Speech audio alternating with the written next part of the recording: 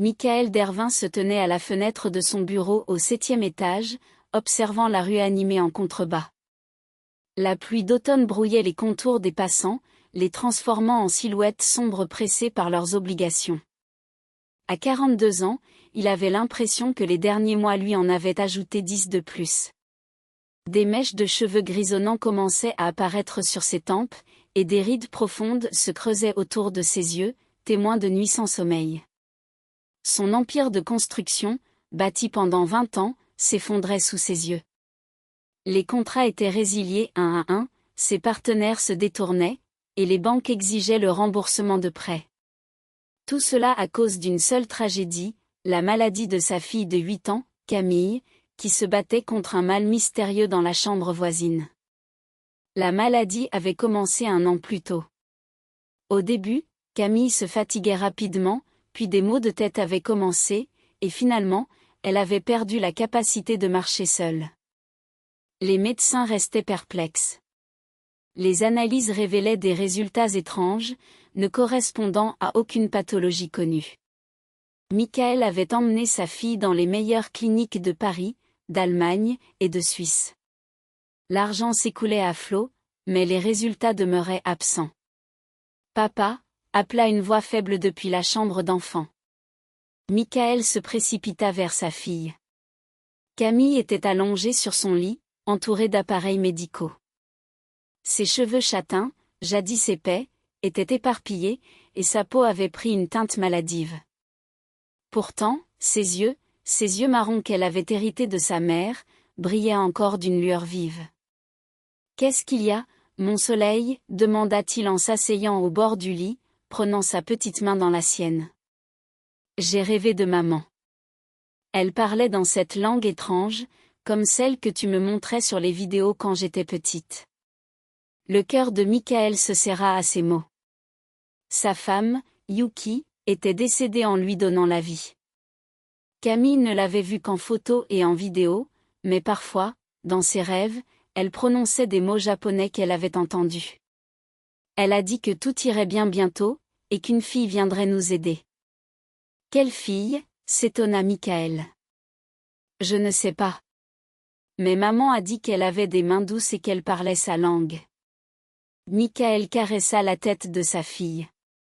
Les médecins avaient averti que des hallucinations pouvaient survenir à cause de la maladie, mais dans les paroles de Camille, il y avait une conviction particulière. Le soir même, Michael était assis à son bureau, examinant les factures de traitement. Les chiffres étaient ahurissants. Il avait déjà dépensé 18 millions d'euros pour les soins de Camille à l'étranger, et encore 2 millions pour les médecins et les aides-soignantes. Ses comptes étaient à sec, ses biens hypothéqués, et son entreprise vacillait.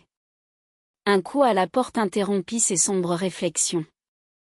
Sur le seuil se tenait une jeune femme d'une 20aine d'années, trempée par la pluie. Elle avait des traits de visage atypiques, un mélange d'européen et d'asiatique.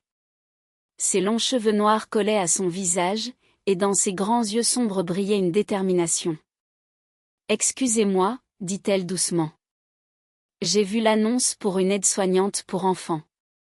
Je sais qu'il est tard, mais... » Michael s'apprêtait à dire qu'il avait déjà trouvé une aide-soignante, mais il se souvint que la dernière infirmière était partie le matin même, incapable de supporter la charge émotionnelle. « Entrez, dit-il en s'écartant. Comment vous appelez-vous ? Lila Carpentier. J'ai un diplôme en soins médicaux et de l'expérience avec des enfants gravement malades. Elle entra dans le salon, laissant des traces humides sur le parquet. Michael remarqua que ses vêtements étaient simples mais propres, et ses manières trahissaient une bonne éducation. « Parlez-moi de votre expérience » demanda-t-il. « J'ai terminé le collège de médecine » commença Lila. « J'ai travaillé dans un hôpital pour enfants, puis j'ai pris soin de patients privés. Mon dernier patient a guéri il y a 1 mois, et je cherche un nouveau travail. Pourquoi ne pas retourner à l'hôpital ?»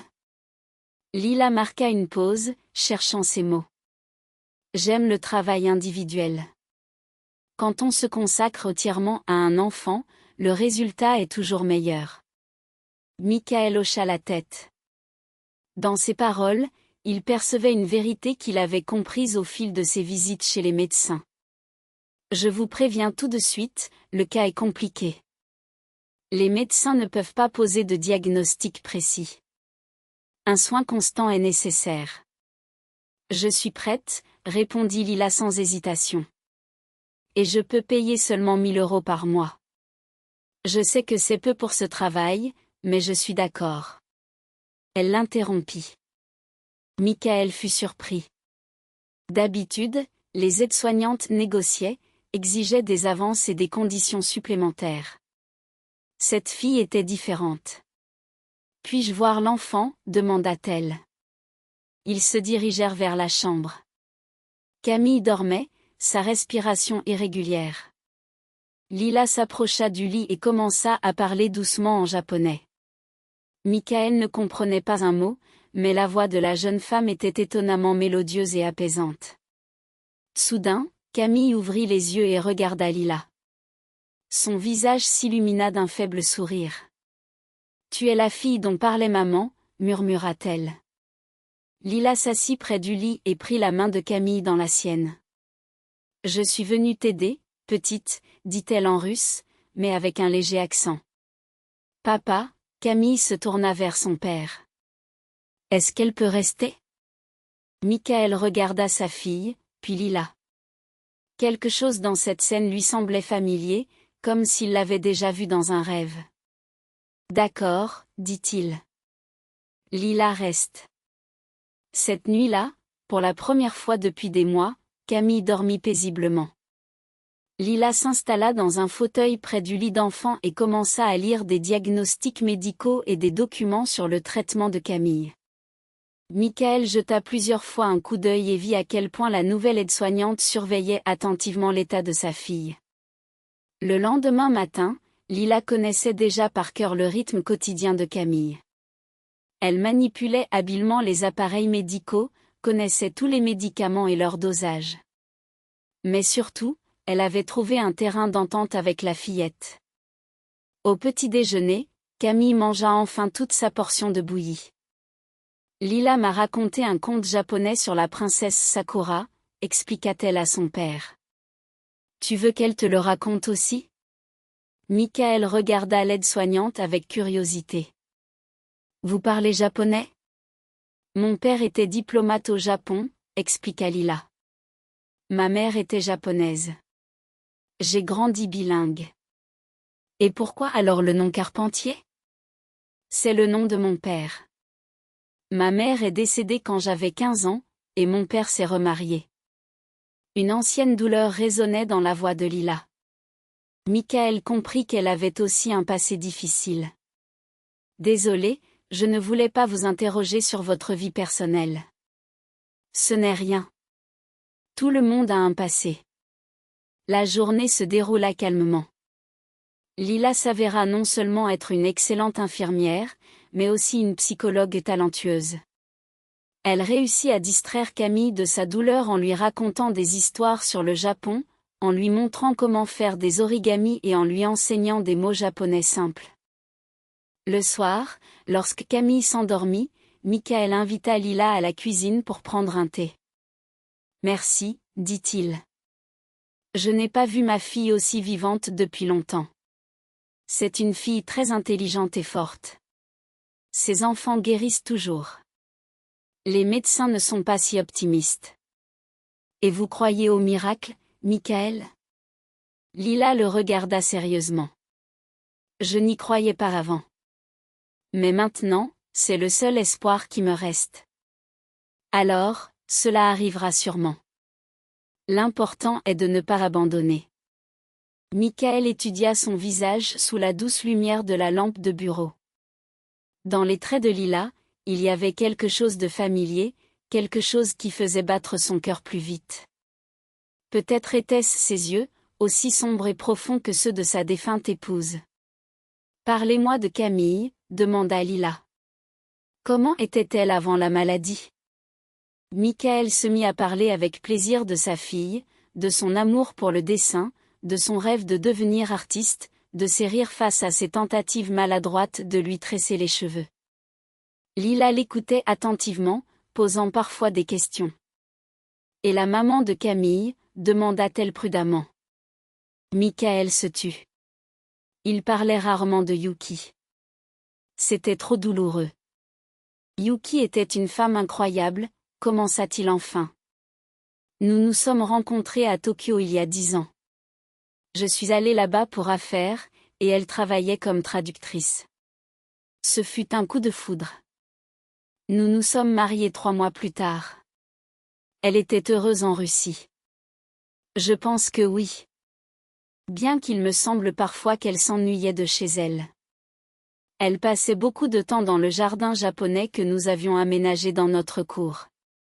Elle disait que cela l'aidait à se sentir connectée à sa patrie.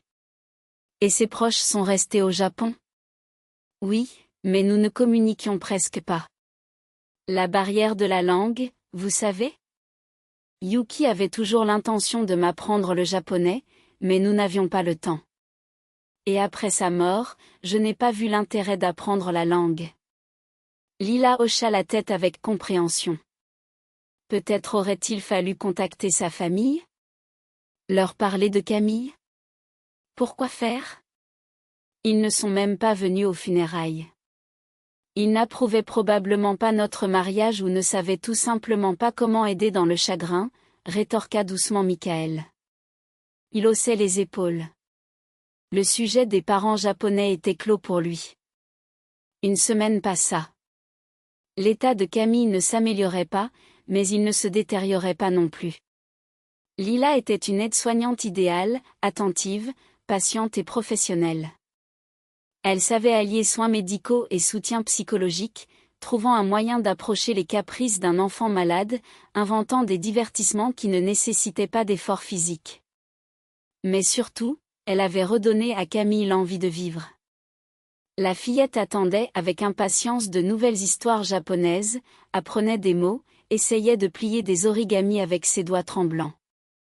Lila lui parlait de son enfance au Japon, lui montrait des photos de temples et de jardins, promettant que lorsque Camille irait mieux, elles iraient ensemble là-bas. Michael observait avec gratitude cette transformation, mais en parallèle, sa situation financière continuait de se détériorer. Les banques exigeaient le remboursement des prêts, les fournisseurs, le paiement des factures, les salaires des employés. Il dut vendre ses dernières possessions, une collection de tableaux, des meubles anciens, la montre précieuse de Yuki. Un mois s'était écoulé depuis l'arrivée de Lila chez les Dervin. L'état de Camille s'était stabilisé, mais aucune amélioration significative n'était à signaler. Les médecins ne parvenaient toujours pas à poser de diagnostic précis, proposant diverses méthodes de traitement expérimentales, chacune coûtant une fortune. Michael était assis à son bureau, examinant une nouvelle pile de factures et de demandes de remboursement. Sur son bureau se trouvait une lettre de la banque l'informant du début de la procédure de saisie de ses biens. La maison, qu'il avait construite pour Yuki, où Camille était née et avait grandi, allait bientôt cesser d'être leur foyer. Le bruit de la porte qui s'ouvrait le tira de ses sombres pensées. Lila apparut dans l'encadrement de la porte. « Excusez-moi de vous déranger, dit-elle. Camille dort, mais j'ai besoin de vous parler. » Michael posa ses papiers et lui indiqua un fauteuil en face de son bureau. « Je vous écoute. Je voulais discuter du traitement de Camille. Hier, j'ai contacté mon ancien professeur, le professeur Dupont. Il est spécialiste des maladies rares. Je lui ai parlé des symptômes de Camille, et il a proposé une nouvelle approche. » Michael se redressa dans son fauteuil. Chaque nouvel espoir était pour lui comme une bouffée d'air pour un noyé. Il propose un diagnostic complet dans son laboratoire. Il dispose d'équipements qui n'existent pas dans les cliniques ordinaires. Et surtout, il est prêt à s'occuper du cas de Camille gratuitement. Gratuitement? Michael n'en croyait pas ses oreilles. Pourquoi s'intéresse-t-il à l'étude des maladies rares? Dans le cas de Camille, il pourrait aider à développer de nouvelles méthodes de traitement, et les risques sont minimes. Il s'agit uniquement d'un diagnostic, pas d'un traitement. Si nous parvenons à établir un diagnostic précis, nous pourrons adapter le bon traitement. Michael réfléchit. D'un côté, tout espoir était préférable à l'absence d'espoir. D'un autre côté, il avait déjà été déçu tant de fois par les promesses des médecins. Très bien, se décida-t-il enfin. Organisez cela. Lila sourit. Pour la première fois depuis longtemps, il vit sur son visage une véritable joie. Merci. Je suis sûr que le professeur Dupont aidera. Et maintenant, dites-moi honnêtement, Michael la regarda dans les yeux, pourquoi vous souciez-vous tant de Camille? N'est-ce qu'un travail pour vous? Lila marqua une pause, cherchant ses mots. Camille me rappelle moi-même quand j'étais enfant. J'ai aussi été malade, pas aussi gravement, mais je me suis aussi sentie perdue entre deux mondes, le japonais et le français. Je veux lui donner ce qui m'a manqué. Et qu'est-ce qui vous a manqué? Compréhension, acceptation. Le sentiment que l'on n'est pas seul dans son étrangeté. Michael hocha la tête. Il commençait à comprendre ce qui liait Lila à sa fille. Camille avait cette compréhension. De moi, oui, mais pour vous, c'est difficile. Michael regardait sa fille, Camille, avec une affection mêlée d'inquiétude. Il aimait chaque parcelle de son être, mais il se sentait perdu face à sa part japonaise. Est-ce que tu comprends cette partie d'elle? Demanda Lila, une collègue médecin qui s'occupait de Camille. J'essaie, répondit-il. Quand elle parle japonais dans son sommeil, j'entends une mélancolie pour sa mère qu'elle ne se rappelle pas vraiment, mais qu'elle ressent au plus profond d'elle-même. Et quand elle plie des grues en papier, elle essaie de construire un pont vers sa mère. Michael ressentit une étrange confusion. Il n'avait jamais vraiment pensé à cet aspect de l'état de Camille. Peut-être que j'aurais dû apprendre le japonais, avoua-t-il. Il n'est jamais trop tard pour commencer, sourit Lila. À ce moment-là, Anna, la gouvernante âgée qui travaillait pour la famille depuis 5 ans, frappa à la porte. Excusez-moi, Michael, mais des gens de la banque sont ici. Ils disent qu'il faut établir un inventaire des biens. Michael soupira. Le moment de vérité approchait plus vite qu'il ne l'avait prévu. Qu'ils attendent dans le salon. Je viens tout de suite. Anna acquiesça et sortit. Lila observa Michael avec inquiétude. Des problèmes d'argent, n'est-ce pas? Oui, admit-il. Dans 1 mois, la maison sera saisie à cause des dettes. Et Camille, où allons-nous vivre?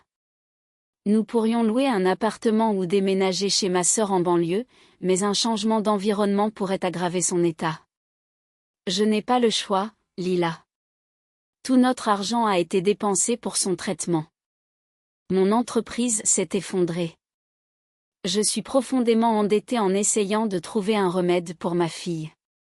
Lila se leva et commença à faire les 100 pas dans le bureau, visiblement en train de réfléchir. Que diriez-vous si je vous prêtais de l'argent, proposa-t-elle soudainement.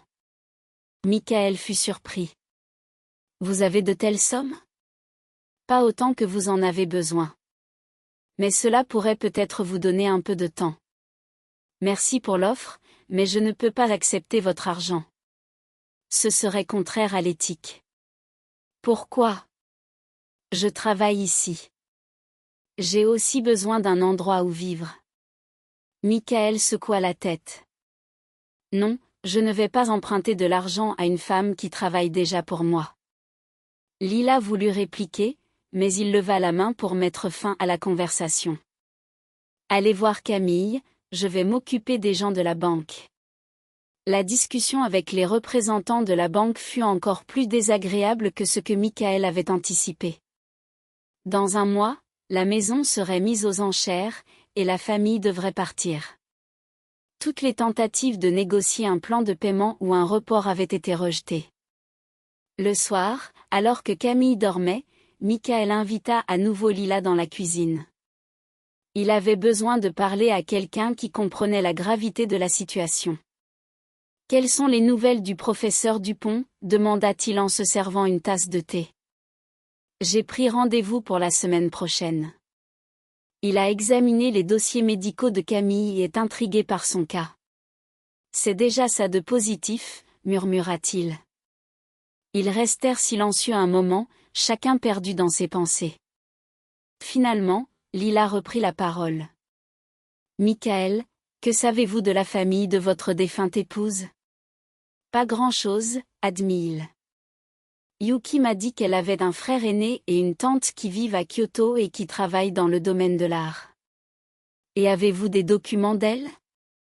Quels documents? Des lettres, des papiers, des objets personnels. Michael réfléchit. Après la mort de Yuki, il avait emballé toutes ses affaires dans des cartons et les avait mises dans le cellier. Ouvrir ces cartons était trop douloureux. Il y a quelques cartons dans le cellier, mais ce sont surtout des vêtements et des bijoux. Je n'ai pas vraiment fouillé. Pourrions-nous jeter un œil? Peut-être qu'il y a quelque chose d'important. Michael hésita. Les cartons contenant les affaires de Yuki étaient sacrés pour lui. Il ne les avait jamais ouverts depuis sa mort. Pourquoi en avez-vous besoin? Demanda-t-il. Intuition. Parfois, le passé peut éclairer les problèmes présents. D'accord, acquiesça-t-il finalement. Nous regarderons demain. Le lendemain, après le déjeuner, ils descendirent au cellier. Michael sortit 3 cartons poussiéreux de l'étagère. Son cœur battait plus vite que d'habitude. Il craignait que les souvenirs ne le submergent. Dans le premier carton se trouvait le kimono de Yuki, qu'elle portait lors des occasions spéciales. Des robes de tous les jours, de la lingerie. Il ferma les yeux, et pendant un instant, il eut l'impression que sa femme était à ses côtés. Dans le deuxième carton, il y avait des bijoux et des cosmétiques. Lila examinait les objets avec soin, essayant de ne rien endommager. De beaux bijoux, remarqua-t-elle en tenant un bracelet en jade. Cher, je ne sais pas, Yuki n'a jamais parlé de leur valeur. Elle n'aimait pas discuter d'argent. Le troisième carton s'avéra le plus intéressant. Il contenait des photos, des lettres en japonais, quelques livres et un dossier de documents. Ça, il faut l'examiner attentivement, dit Lila en sortant le dossier. Elle feuilletait les documents, s'exclamant de temps en temps. Qu'est-ce qu'il y a? Demanda Michael avec curiosité. C'est très intéressant, répondit Lila lentement. Il y a des documents de propriété, des relevés bancaires. Michael, saviez-vous que Yuki avait des biens immobiliers au Japon? Non, elle ne l'a jamais dit. Et voici un testament. Lila étudia attentivement le document écrit en caractères japonais. Un testament? Quel testament? C'est le testament de Yuki. Elle a tout laissé à sa fille. Michael sentit le sol se dérober sous ses pieds. Quel bien! Elle n'avait rien. Elle avait beaucoup, selon ses documents. Lila continuait à lire, tandis que Michael restait abasourdi. Yuki était riche. Pourquoi ne l'avait-elle jamais dit? Il est question d'une maison à Kyoto, de terrain, d'actions d'entreprise. Lila leva les yeux vers Michael. D'après ces documents, il s'agit de sommes très importantes. Mais pourquoi a-t-elle gardé le silence? Peut-être voulait-elle être sûre que je l'aimais pour elle-même et non pour son argent, réfléchit Michael. Il se remémora leur rencontre. Yuki travaillait comme traductrice, vivait dans un appartement modeste, s'habillait simplement. Rien ne trahissait en elle une héritière riche. Donc, Camille a droit à cet héritage. Si le testament est valide, alors oui. Mais il faut contacter les autorités japonaises pour valider les documents. Pouvez-vous m'aider avec la traduction? Bien sûr. Mais il serait préférable de faire appel à un traducteur professionnel spécialisé dans les documents juridiques. Michael prit le testament en main et regarda longuement les caractères inconnus. Ce morceau de papier pouvait-il changer leur vie? Combien de temps prendrait le processus d'héritage? Dans le meilleur des cas, Quelques mois, dans le pire, des années. Or, ils avaient besoin d'argent maintenant. Lila hocha la tête, compréhensive. Mais c'est une lueur d'espoir. Peut-être devrions-nous contacter les proches de Yuki? Leur expliquer la situation? Je ne parle pas japonais, et eux ne parlent pas russe. Je peux écrire une lettre, proposa Lila. Ou appeler. Michael hésita. D'un côté, il n'avait rien à perdre. D'un autre, il craignait d'être déçu. Et si les proches refusaient de l'aider? Si le testament s'avère invalide? D'accord, se décida-t-il finalement. Essayons de les contacter. Lila sourit et lui serra la main. Tout ira bien. Cette nuit-là, Michael eut du mal à s'endormir. Les pensées sur l'héritage potentiel se mêlaient aux souvenirs de Yuki. Pourquoi avait-elle caché sa richesse? Ne lui faisait-elle pas confiance ou voulait-elle simplement mener une vie ordinaire? Le lendemain matin, Lila se mit à étudier les documents avec une attention particulière. Elle s'installa dans le salon avec un dictionnaire japonais-russe et un carnet, traduisant méthodiquement chaque ligne.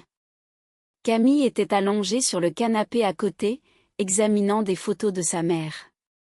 Lila, regarde, maman est si belle sur ces photos, s'émerveilla la fillette en montrant une image de Yuki dans un jardin japonais traditionnel. Parce qu'elle était heureuse, répondit Lila sans quitter les documents des yeux. Les gens heureux sont toujours beaux, et maintenant elle est aussi heureuse.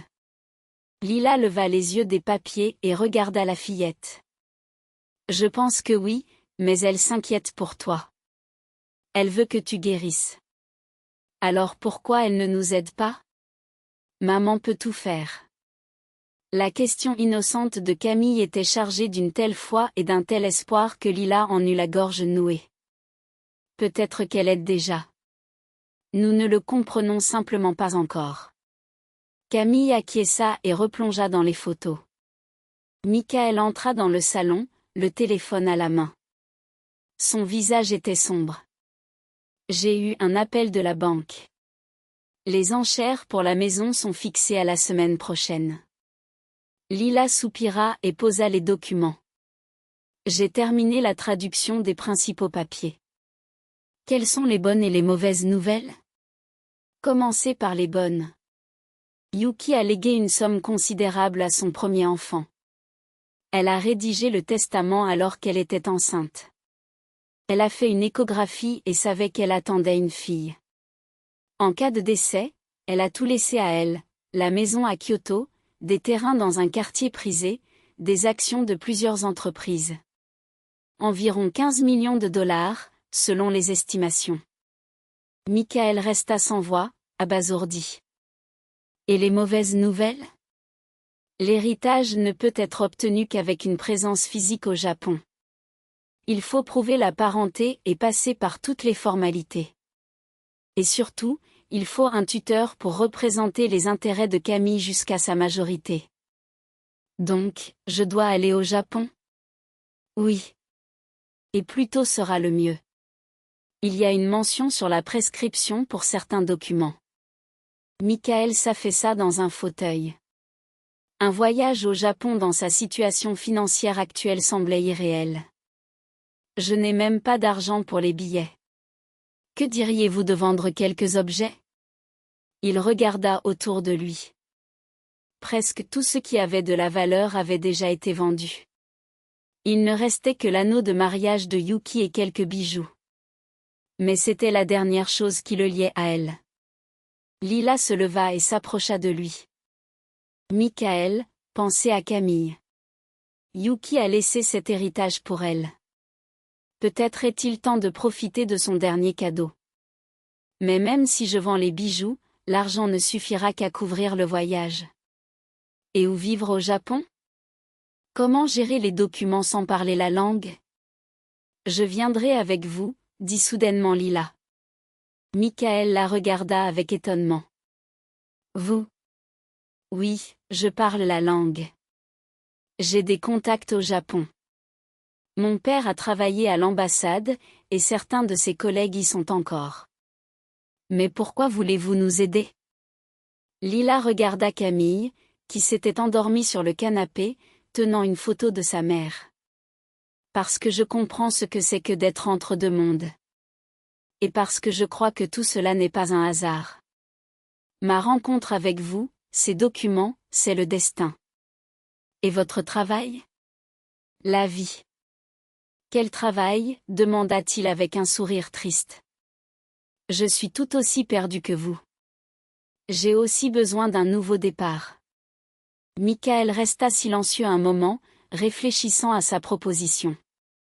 D'un côté, c'était une chance. De l'autre, il misait tout. D'accord, finit-il par dire. Mais d'abord, il faut contacter les proches de Yuki pour savoir s'ils sont prêts à nous aider. J'ai déjà trouvé le numéro de son frère, dit Lila en montrant le carnet de Yuki. Hiratanaka, pouvons-nous appeler tout de suite? Oui, maintenant. Michael avala difficilement sa salive. Pourquoi attendre? Chaque jour compte. Lila composa le numéro et activa le haut-parleur. Après de longues sonneries, une voix masculine répondit en japonais. Lila commença à parler, se présentant et expliquant la situation. Michael ne comprenait pas un mot, mais il pouvait sentir que la conversation était tendue.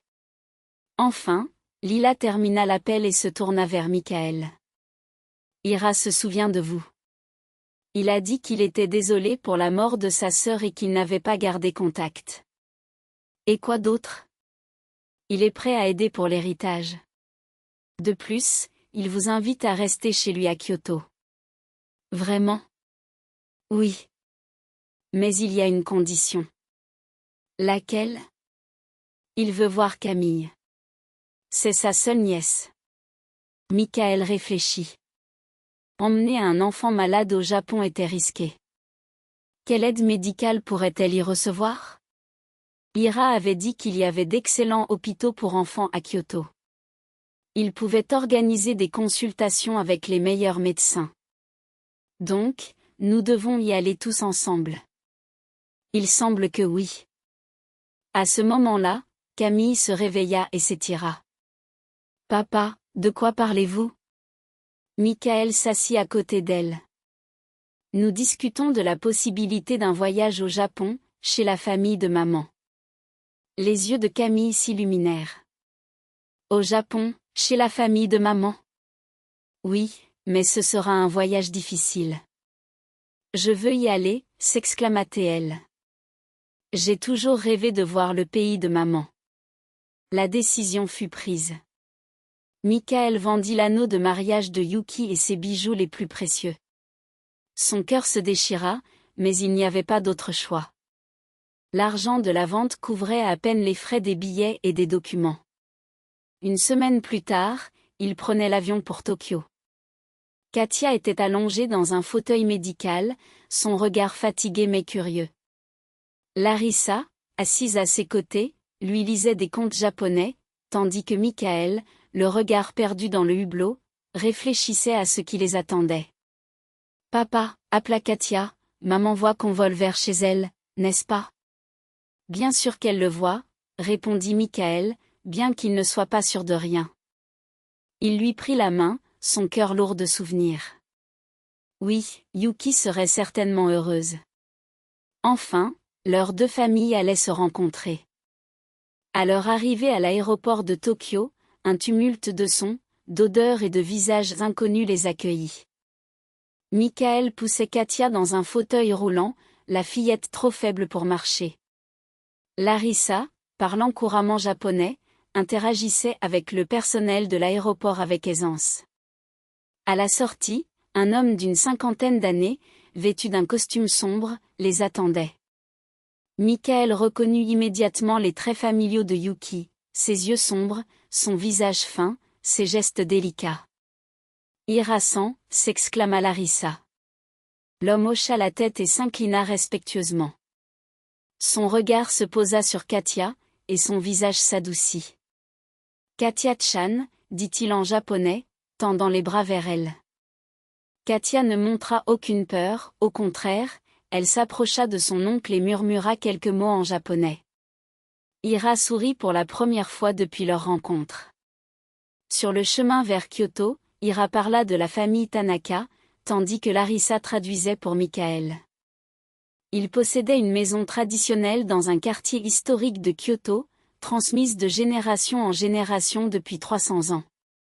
Ils étaient artisans, spécialisés dans la céramique et le textile. Yuki était la benjamine de la famille, traduisit Larissa. Ira expliqua qu'elle avait toujours rêvé d'aventures et de pays lointains. Lorsque Yuki était parti pour la Russie, ses parents avaient été opposés, mais ils n'avaient pu l'arrêter. Pourquoi n'ont-ils pas assisté aux funérailles ? Demanda Michael. Larissa traduisit la question. Ira mit un moment avant de répondre, son visage trahissant la douleur. Nous avons appris la mort de Yuki trop tard. Quand la lettre est arrivée au Japon, les funérailles étaient déjà passées. Nous voulions venir, mais nous ne savions pas comment vous contacter. Michael ressentit un pincement au cœur. Il avait été si absorbé par son chagrin qu'il n'avait pas pensé à la famille de Yuki. La maison des Tanaka était un véritable chef-d'œuvre. L'architecture traditionnelle japonaise, des jardins avec des bonsaïs, des étangs remplis de carpes, des lanternes en pierre. Katia observait tout cela avec des yeux émerveillés. C'est comme dans un conte de fées, murmura-t-elle. Ils furent accueillis par une vieille dame en kimono, la tante Hiroka, la sœur cadette du père de Yuki. En voyant Katia, elle éclata en larmes, murmurant des mots en japonais tout en caressant la tête de la fillette. Elle ressemble tant à Yuki quand elle était petite, traduisit Larissa. L'esprit de Yuki est enfin chez elle. La maison était vaste, avec de nombreuses pièces donnant sur un jardin intérieur. Michael et Katia furent installés dans la chambre qui avait appartenu à Yuki. Tout y était resté comme dans son enfance, poupées, livres, dessins dans un album. Katia s'allongea sur le futon, examinant les affaires de sa mère. « Papa, maman dormait sur un lit comme celui-ci, n'est-ce pas ? » « Oui, ma chérie. Ta maman a grandi dans cette maison. J'aime cet endroit. Je sens sa présence, dit Katia. Michael ressentait aussi quelque chose d'étrange, comme si Yuki était là, les observant, heureuse de leur visite. Le lendemain, Ira les conduisit chez l'avocat de la famille. Un homme âgé examina attentivement tous les documents, posant des questions à Larissa, prenant des notes. Le testament est authentique, traduisit Larissa après une longue discussion. Mais il y a des complications pour le traitement. Combien de temps cela prendra-t-il ? Demanda Michael, inquiet. Entre 2 et 6 mois. Cela dépend de la rapidité des formalités. Et où allons-nous vivre ? Ira dit que cette maison appartient aussi à Katia. La famille Tanaka sera heureuse si vous restez ici longtemps. Mais je ne peux pas abuser de votre hospitalité, répondit Michael. La présence de Katia est déjà une grande récompense. Ici, il n'y a pas eu d'enfant depuis longtemps. Le soir, alors que Katia dormait, Michael sortit dans le jardin. Larissa était assise près de l'étang, nourrissant les carpes. C'est un endroit incroyable, dit-il en s'asseyant à côté d'elle. Oui, il y a une harmonie ici. Il n'est pas surprenant que Yuki ait manqué de chez elle. Je commence à comprendre quelle était sa vie avant de me rencontrer. Riche, paisible, pleine de beauté. Et elle a tout laissé pour son amour pour vous. Que lui est-il resté ? Un mari qui n'a même pas appris sa langue. Une fille qu'elle n'a jamais vue. Elle a trouvé le bonheur, rétorqua Larissa. J'ai vu ses photos avec vous. Elle était heureuse. Comment le savez-vous ? Dans ses yeux. Les gens heureux ont un regard particulier. Ils restèrent silencieux, écoutant le doux murmure de l'eau. Larissa, commença Michael, merci pour tout. Sans vous, nous ne serions jamais arrivés ici. Ne me remerciez pas trop vite. Nous ne savons pas encore comment cela se terminera, mais il y a de l'espoir. Le lendemain, Ira les emmena à l'hôpital pour voir un médecin qu'il connaissait. Le docteur Yamada, spécialiste des maladies infantiles, examina attentivement Katia, étudia son dossier médical et prescrivit des examens supplémentaires. Les résultats seraient prêts dans 2 jours. Le docteur Yamada les invita dans son bureau et expliqua longuement à Larissa, montrant des images et des analyses. « Que dit-il » demanda Michael, nerveux. « Il a trouvé la cause de la maladie », répondit Larissa, l'excitation dans la voix. « C'est une maladie auto-immune rare qui se développe chez les enfants d'ascendance asiatique et européenne. Mais cela se traite. Oui, il existe un protocole de traitement spécial. Le docteur Yamada a participé à son élaboration. Le traitement prendra environ 1 an, mais le pronostic est très bon. » Michael sentit un poids lourd se lever de ses épaules. Katia allait guérir avec le bon traitement. « Je vais être guérie ?» demanda-t-elle, allongée sur la table d'examen, un sourire sur son visage, même si elle ne comprenait pas tout. « Oui, ma petite, » répondit Michael en l'enlaçant. « Tu vas guérir. » À cet instant, il lui sembla entendre la voix de Yuki, murmurant « Merci de l'avoir ramené à la maison. » Le traitement de Katia commença immédiatement. Le docteur Yamada était non seulement un spécialiste exceptionnel, mais aussi une personne bienveillante. Il expliquait chaque étape de la thérapie, était patient avec les questions et assura qu'il suivrait personnellement le processus. Katia devait prendre des médicaments spéciaux, subir des procédures régulières et suivre un régime alimentaire particulier. Déjà 1 semaine plus tard, les premiers signes d'amélioration étaient visibles. La fillette était plus active, avait un meilleur appétit, et ses maux de tête avaient disparu. Michael était chaque jour étonné de la rapidité avec laquelle sa fille s'adaptait à ce nouvel environnement. Elle s'était liée d'amitié avec la tante Hiroka, qui lui enseignait l'art traditionnel de l'origami. Ira lui montrait l'atelier familial où étaient fabriquées des céramiques. Katia absorbait la culture japonaise comme si elle rentrait chez elle après une longue absence. « Papa, dit-elle un soir, est-ce qu'on peut rester ici pour toujours ?» Michael ne savait que répondre. D'un côté, il voyait combien sa fille était heureuse au Japon. D'un autre, il avait une vie en Russie, bien que détruite. « Nous sommes encore des invités ici, ma chérie. Mais tonton Ira a dit que c'était aussi notre maison. La maison de maman. » Larissa, qui était assise à côté d'eux en aidant Katia avec ses devoirs de japonais, leva les yeux. « Katia apprend vite, dit-elle. Dans quelques mois, elle parlera comme une vraie japonaise. »« Et vous ?» demanda Michael. « Comment vous sentez-vous ici ? » ?»« Bien. Ici, je ne me sens pas étrangère. En Russie, on me considérait toujours comme une japonaise, et au Japon, comme une russe. Mais ici, on m'accepte telle que je suis. » Au fil du temps passé à Kyoto, Michael apprit beaucoup sur Larissa. Son père, diplomate, avait rencontré sa mère pendant son service à l'ambassade du Japon. C'était un grand amour, mais la vie de famille avait été difficile.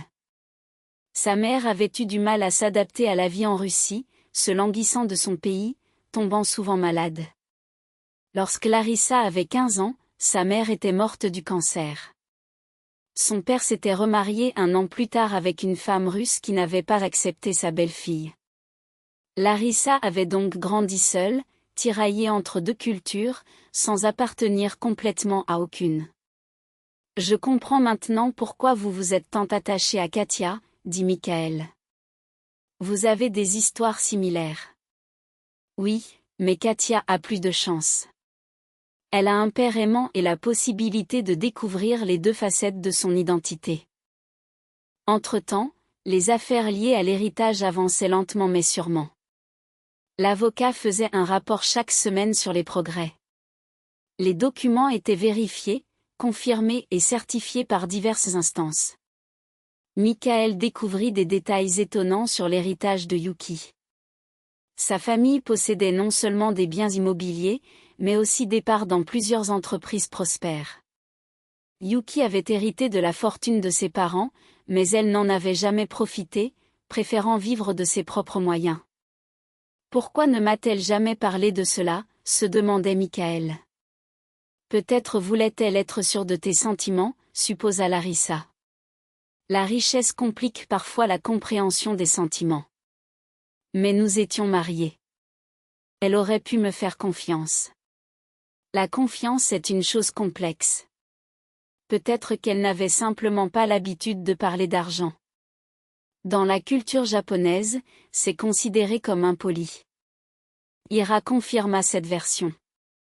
Yuki était toujours modeste et n'aimait pas afficher sa richesse. Même enfant, elle préférait des jouets simples à des jouets coûteux, portait des vêtements ordinaires plutôt que des tenues à la mode.